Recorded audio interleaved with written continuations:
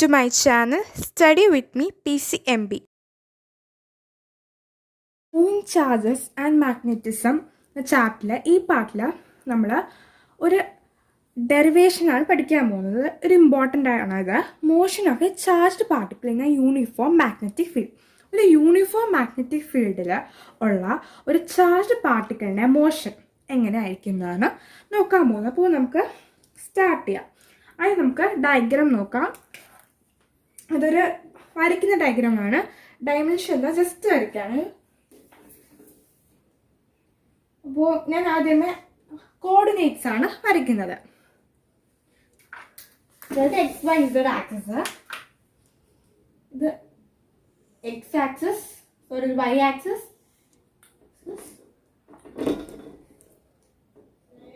X axis, Z axis.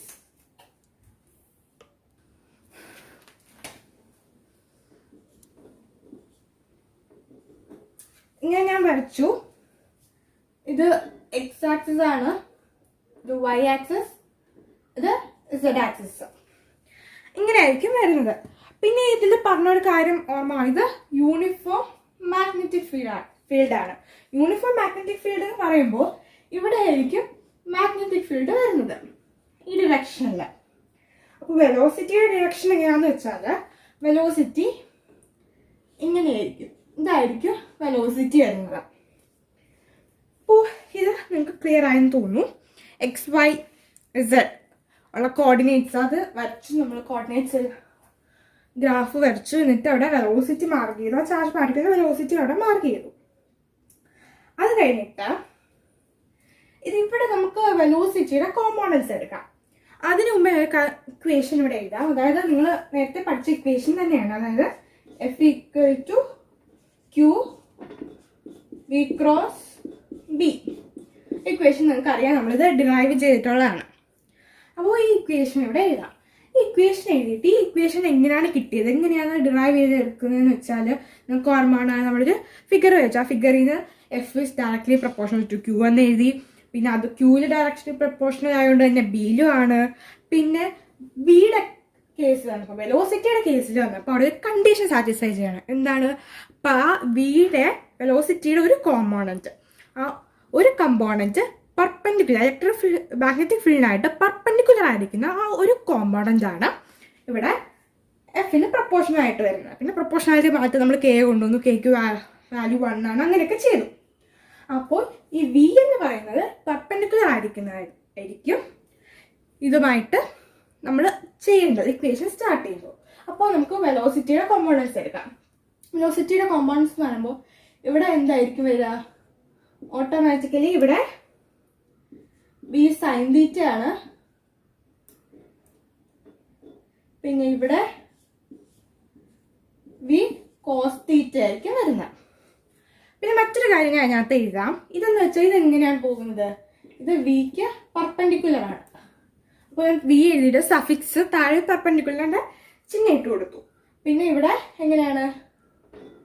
ഇത് പാരലല്ലേ, magnetic ഫീൽഡുമായിട്ട് പാരലാണ് വി കോസ് തീറ്റ, മാഗ്നറ്റിക് ഫീൽഡുമായിട്ട് പെർപെൻഡിക്കുലർ ആണ് വി സൈൻ തീറ്റ.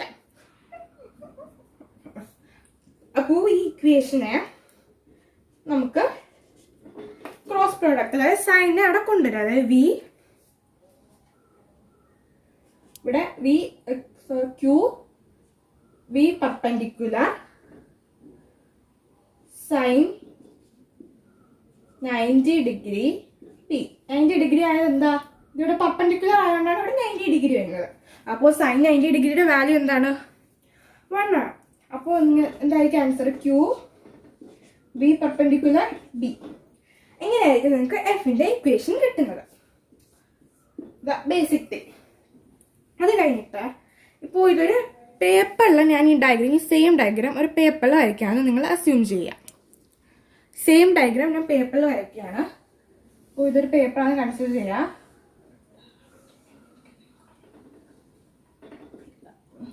ഇതെല്ലാം പാർട്ടിക്കിൾസ് ആണ്.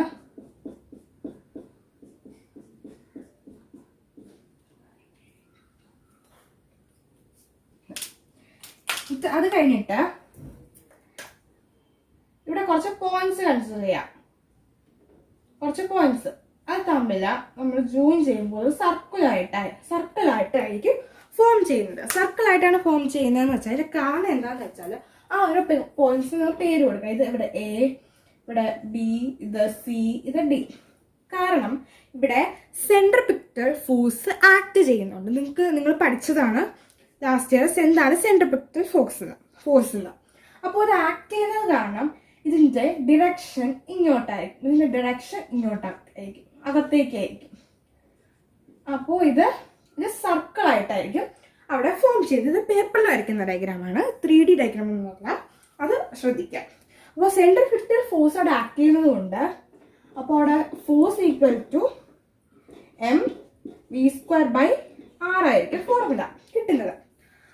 ഇതും നമുക്ക് ഒരുമിച്ച് കമ്പൈൻ ചെയ്യാം. അതായത് ഇപ്പോൾ കൺസിഡർ ചെയ്യാം, ഇത് ഇക്വേഷൻ 1 ആണ് ചെയ്യാം, ഇത് ഇക്വേഷൻ 2 ആണ് ചെയ്യാം.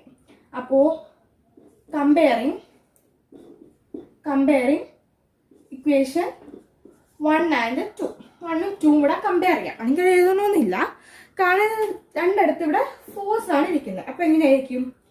Q V perpendicular B equal to mv²/r ആയിരിക്കും നമുക്ക് കിട്ടുന്ന ഇക്വേഷൻ. ഇവിടെ നമ്മൾ പെർപെൻഡിക്കുലർ ആയിട്ടാണ് ഇടുന്നത്. വിക്ക് പെർപെൻഡിക്കുലർ ആണ് കൊടുക്കുന്നത്. ഇവിടെ പെർപെൻഡിക്കുലർ കൊടുക്കാത്തത് കാരണം ഇത് ബേസിക് ഇക്വേഷനാണ്, നോർമൽ ആയിട്ടുള്ള ഇക്വേഷനാണ്. പക്ഷെ നമ്മുടെ ഈ കേസിൽ വരുമ്പോൾ അവിടെ വിക്ക് പെർപെൻഡിക്കുലർ ആയേ പറ്റുള്ളൂ. പിന്നെ ഈ ലെഫ്റ്റ് ഹാൻഡ് സൈഡിലും റൈറ്റ് ഹാൻഡ് സൈഡിലും സെയിം ടേംസ് ഉണ്ടെങ്കിൽ അത് ക്യാൻസൽ ഔട്ട് ചെയ്ത് പോകും. അതവിടെ ക്യാൻസൽ ചെയ്തു. അത് കഴിഞ്ഞിട്ട് നമുക്ക് എന്തായിരിക്കും കിട്ടുക? ഫൈനൽ ആൻസർ ഞാനിവിടെ എഴുതാണ്. ഫൈനൽ ആൻസർ എന്ന് പറയുമ്പോൾ QB/RM.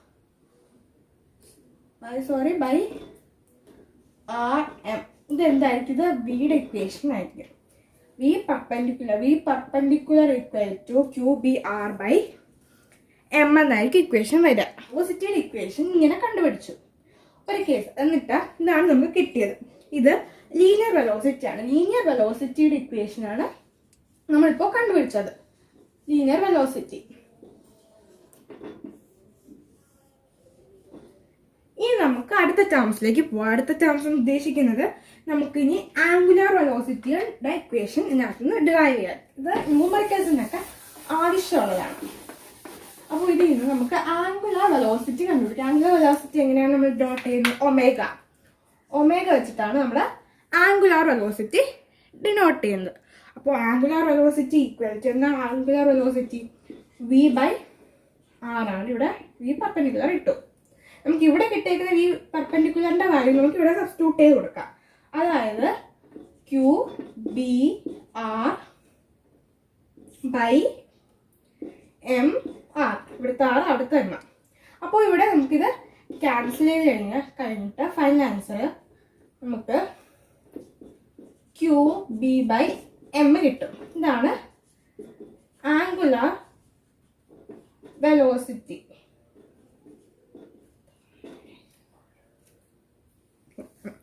ന്യൂമറിക്കൽസിലൊക്കെ ചെയ്യാൻ ആവശ്യമുള്ളതാണ്. ഇതാണ് ആംഗുലാർ വെലോസിറ്റിയുടെ ഫോർമുല കിട്ടുന്നതെന്ന് വെച്ചാൽ. അത് കഴിഞ്ഞ് നമുക്ക് ഫ്രീക്വൻസി കണ്ടുപിടിക്കാം.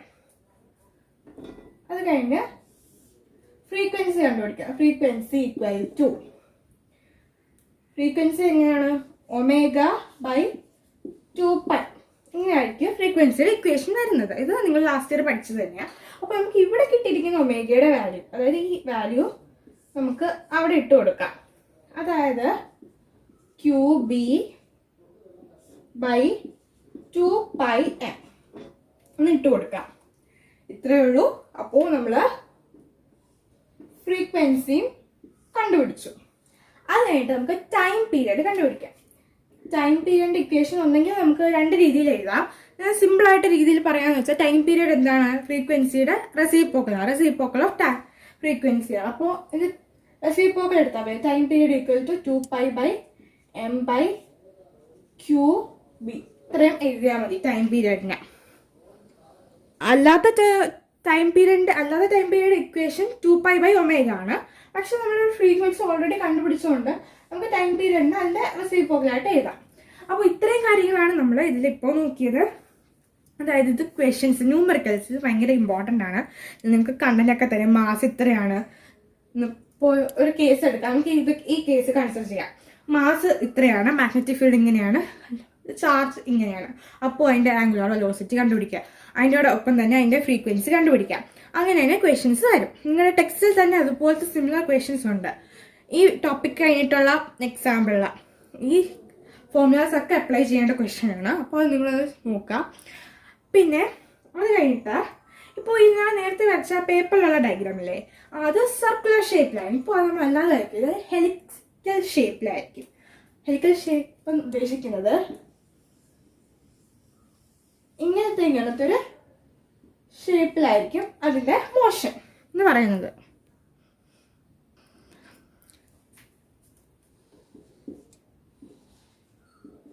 ഹെലിക്കൽ ഷേപ്പ് ആയിരിക്കും.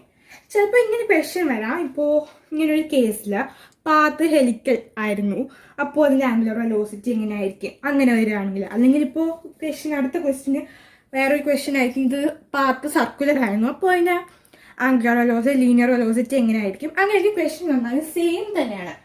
ഏത് ഷേപ്പ് ആണെന്ന് വെച്ചാൽ നമ്മൾ കോമൺ ആയിട്ട് എടുത്ത് ചെയ്തതാണ്. ഏത് രീതിയിൽ വന്നാലും, ഇത് ഹെലിക്കൽ ആണെന്ന് പറഞ്ഞ് നിങ്ങൾക്ക് ക്വസ്റ്റ്യനിൽ വന്നാലും, സർക്കുലർ ആണെന്ന് പറഞ്ഞ ക്വസ്റ്റ്യനിൽ വന്നാലും ഈ സെയിം ഫോർമുലാസ് തന്നെയാണ് ഉള്ളത്. ഇത്ര ഇതിൽ ചെയ്യാനുള്ളൂ. ഹെലിക്കൽ ഷേപ്പിലായിരിക്കും ലാസ്റ്റ് അതിൻ്റെ മോഷൻ വരുന്നത്. കുറച്ച് സമയം കഴിയുമ്പോഴത്തേക്ക് സെൻട്രിപെറ്റൽ ഫോഴ്സ് ഒക്കെ ആക്ട് ചെയ്ത് സർക്കുലർ ആവും. അത് കഴിഞ്ഞ് കുറച്ച് കഴിയുമ്പോഴത്തേക്ക് ഹെലിക്കൽ ഷേപ്പിൽ അങ്ങനെ പൊക്കോണ്ടിരിക്കും. ഇത് നിങ്ങൾക്ക് ഗ്രാഫിക്കൽ ഇങ്ങനെ റെപ്രസെൻറ്റ് ചെയ്യാം. ഇവിടെ ഒന്ന് എക്സ് ആക്സിസ് ഇസഡ് ആക്സിസ് എന്നൊക്കെ പറഞ്ഞ് നിങ്ങൾക്ക് റെപ്രസെൻറ്റ് ചെയ്യാം. അപ്പോൾ ഈ പാർട്ടിൽ നമ്മൾ മോഷൻ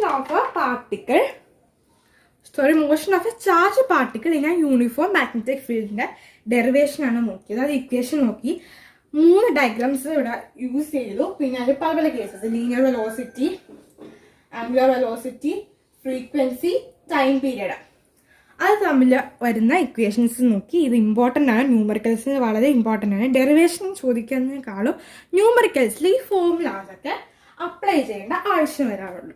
അപ്പോൾ ഈ പാർട്ടിൽ ഇത്രയേ ഉള്ളൂ. Thank you.